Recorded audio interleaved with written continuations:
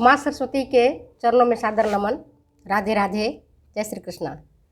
प्यारे बच्चों, पिछले वीडियो में मैंने आपको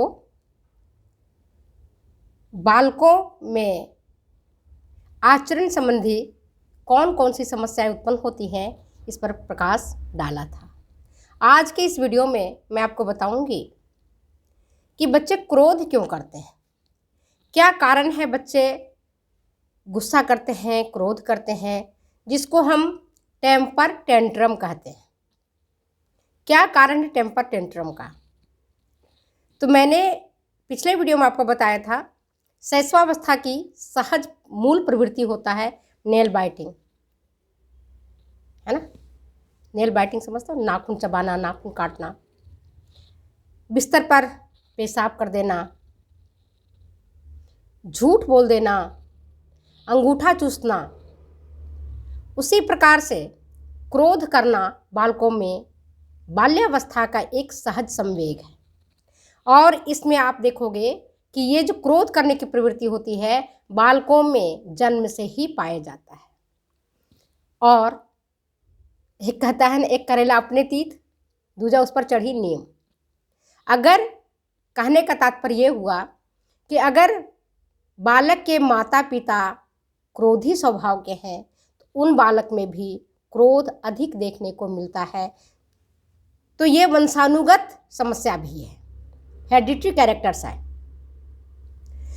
और जब बच्चे क्रोध करते हैं तो आपको पता है, आप सब जानते हो बच्चे कैसे करते हैं। हाथ पैर मारते हैं, पैर पटकने लगते हैं, दीवार से सिर फोड़ते हैं, नोचने लगते हैं, अपने बाल खींचने लगते हैं, आपके पल्लू खींचने लगेंगे, जमीन पर लोटने पोटने लगेंगे, माँ के पल्लू पकड़ करके खींचेंगे, हाथ पैर पटकेंगे।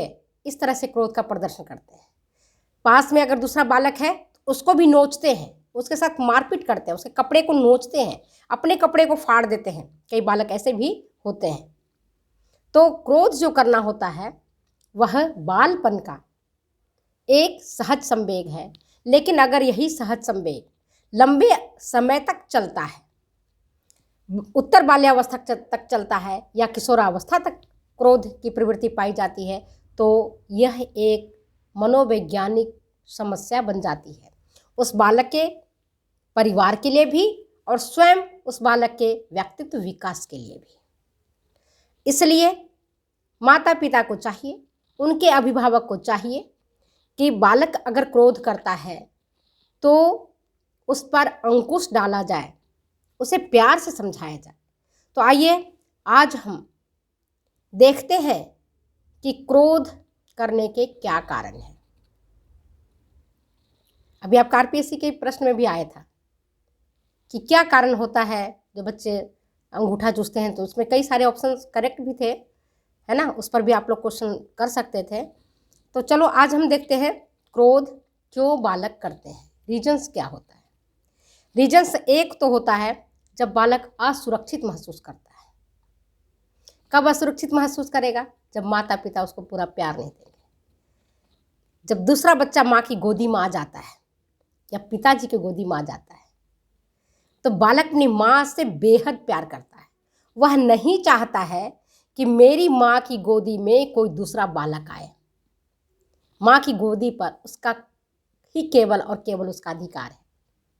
और इस कारण वह क्रोध करने लगता है, दूसरे बालक को गोदी से उतारने का प्रयास करता है, खींचने लगता है, उसका बाल नोचने लगता है। ये सारे कारण होते हैं। दूसरा क्या कारण होता है? मैंने पहले भी बताया था, आज भी बता रही हूँ कि जब बालक को समुचित प्रकार से पोषण नहीं प्राप्त होता है, जैसे नियासिन की कमी हो जाती है या विटामिन B6 या B12 की कमी हो जाती है या आयरन की कमी हो जाती है, ऐसी स्थिति में बालक को कई पोषण न्यूनता जनित बीमारी हो जाता है और बालक क्रोधी और चिड़चिड़ा स्वभाव का हो जाता है। तो क्रोधी और चिड़चिड़ा स्वभाव होने के पीछे एक समुचित प्रकार का पोषण, पूर्ण पौष्टिक आहार नहीं दिया जाना भी एक कारण होता है। और एक बड़ा कारण ये भी हो सकता है कि जब बालक खेल कूद रहा होता है, अपना मनपसंद कार्य कर रहा होता है, उस समय जाकर के आपने व्यवधान किया तो बालक क्रोधी हो जाता है, गुस्सा हो जाता है, क्योंकि वो अपने काम में मगन रहता है, खेलने में खास करके। उस स्थिति में अगर आप जाकर के बालक को टोकते हो तो बालक क्रोधी हो जाता है। बालक के जो प्रिय वस्तु है, जिसको सबसे ज़्यादा पसंद करता है, जैसे किसी वस्तु को बालक को टॉफ़ी ज़्यादा पसंद कर रहा है, या बालक कार से खेल रहा है, कार को बहुत उसका पसंदीदा कार है ना, या बालक जो कुछ भी जिन चीज़ों को बहुत ज़्यादा पसंद कर रहा है, अगर उन चीज़ों को आप छीन लेते हो उसके हाथ से, जैसे कोई खिलौना बालक बहुत पसंद कर रहा है, उसको आपने छीन लिया तो बालक क्रोधी हो जाएगा। थकान होने पर एक कारण ये भी है कि बालक जब थक जाता है ना, तब वो क्रोधी हो जाता है, चिड़चिड़ा हो जाता है। एक कारण ये भी है कि माता पिता जब बात बात पर बालक को टोकते हैं, हस्तक्षेप करते हैं, उसके काम में मारते पीटते हैं, दूसरों के सामने बच्चों की आलोचना करते हैं, दूसरे के सामने बालक को पीटते हैं, तो बालक के अंदर मन में ये बात बैठ जाती है। और ये ये बात इतनी गहराई तक बैठती है जिसे बालक बहुत बड़ा होने के बाद भी याद करते रहते हैं कि पिताजी ने मुझे उस बच्चे के सामने पीटा था, या पिताजी ने उस बच्चे के सामने मुझे गाली दिया था, पिताजी ने मुझे शिक्षक के समक्ष मेरी आलोचना की थी। तो ये इस तरह की जो समस्या आती है ये बालकों में देखने को मिलता है। एक कारण जो मैंने आपको बताया था, ईर्ष्या भी एक बड़ा कारण है।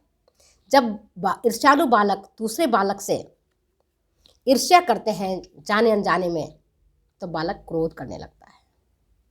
ईर्ष्या भी क्या है? जन्मजात विकृति है, जन्मजात संवेग,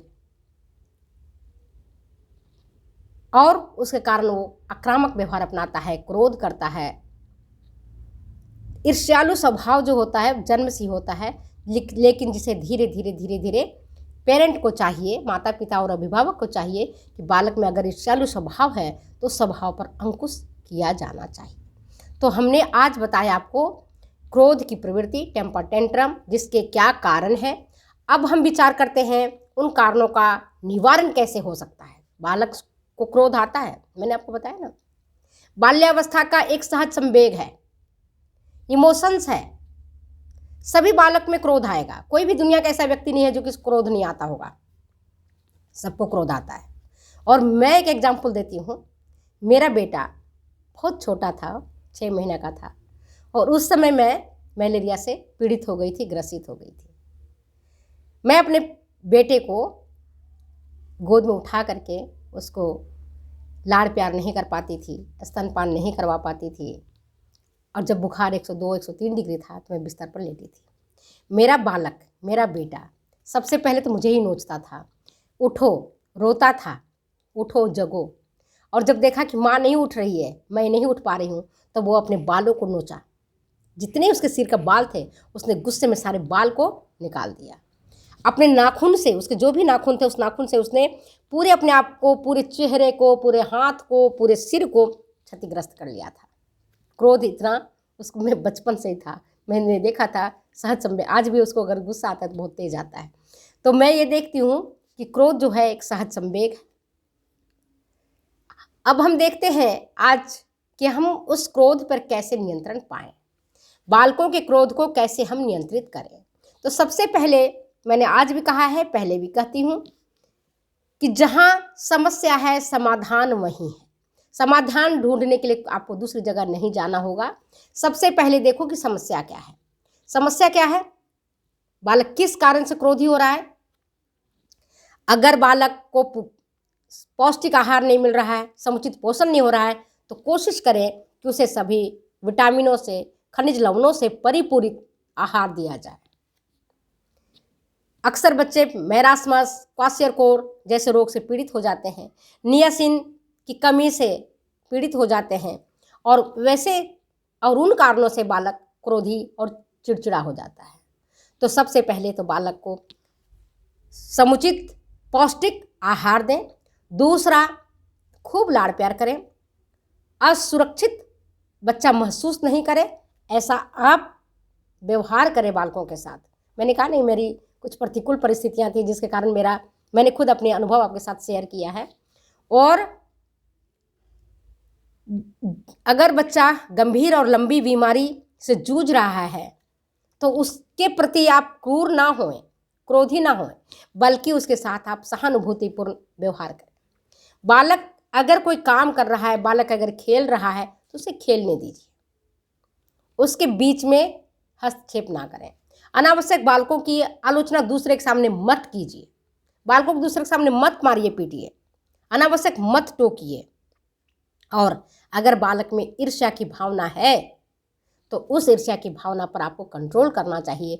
कैसे करेंगे ये आप जानते हैं। अगर आप ईर्ष्या का पर कंट्रोल नहीं करेंगे तो आपके समक्ष महाभारत की में जो एक पात्र है दुर्योधन, जिसने पूरा महाभारत करवा दिया, इसमें ईर्ष्या जन्मजात थी और उस ईर्ष्या को भड़काने के लिए उसके मामा शकुनी भी थे, उसका दोस्त कर्ण भी था।